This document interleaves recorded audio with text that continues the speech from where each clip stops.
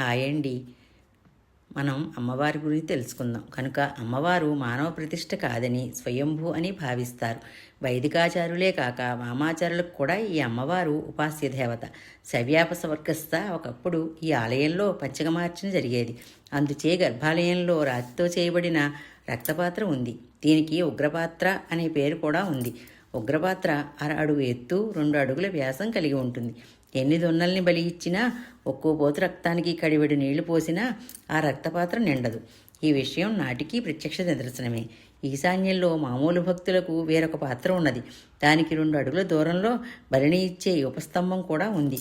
దీనిపై సంస్కృత శాసనం ఉంది. శాక్తేయ చిహ్నాలైన త్రిశూలం దానికి 2 వైపులా.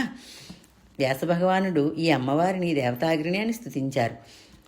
కదంబ వనవాసిని త్రిపుర సుందరీదేవి స్థావరం కదంబవనం. ఈ వనాలు ఆలయం దగ్గరే ఉన్నాయి.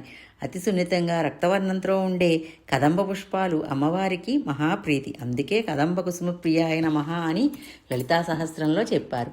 కదంబ వృక్షాలే కల్పవృక్షాలై శ్రీ శంకర భగవద్భావులు తెలియచేశారు. కదంబ వనవాస కదంబ నామా కల్పవృక్ష యుక్తం యత్కాననం వనం తంత్రగృహం యస్యాహ సాతదా అని భాష్యం చెప్పారు.